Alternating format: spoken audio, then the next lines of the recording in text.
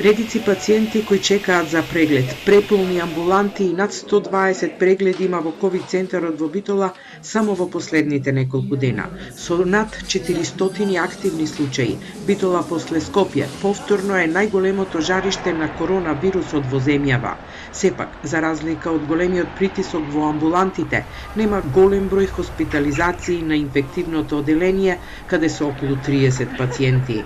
После новогодишните празници веднаш започна, значи некаде од на самиот 1 јануари имаше зголемен број на прегледи. Повеќето од позитивните случаи во овој период се третираат амбулантски и во домашни услови, бараат лекување во домашни услови, додека намален е притисокот за хоспитализација. Најчесто за потреба од хоспитализација и дневно болничко лекување завршуваат повозрасни пациенти, невакцинирани пациенти и пациенти кои што имаат доста коморбидитети. Од Центарот за јавно здравје информираат дека се уште се работат анкетите со позитивните случаи, пошто ќе може да се соопштат повеќе информации на која возраст се заболените и од каде се заразиле. Бројот на позитивни двојно се зголеми во Прилеп во однос на претходниот период, а оттаму велат дека причина е празничната опуштеност на граѓаните. Во последните неколку денови, после новогодишните празници, зголемен е и бројот на тестирање и бројот на позитивни случаи кои што се регистрираат на дневно ниво.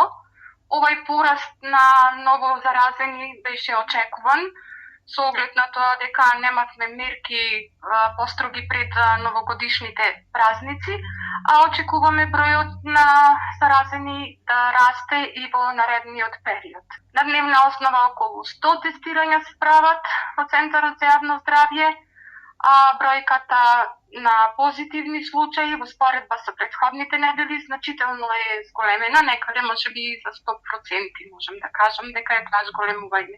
Драматичниот пораст на ново заболени уште вчера го навести новиот бран.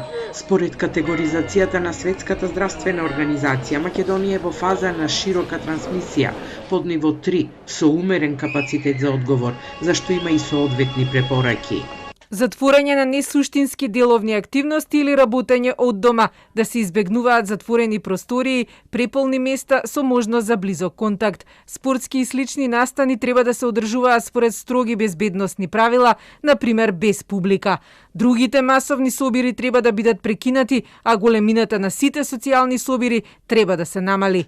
Веќе се очекува дека за многу скоро омикрон мутацијата ќе стане доминантна и кај нас. Од генетската лабораторија на клиниката Жан Митрев соопштија дека 75% од сите позитивни пациенти тестирани со ПЦР тестови кај нив се заразени со омикрон. Во лабораторијата на Институтот за јавно здравје, од 24 примероци, кај 9 е детектирана омикрон варијантата, што изнесува 37,5% од позитивните случаи.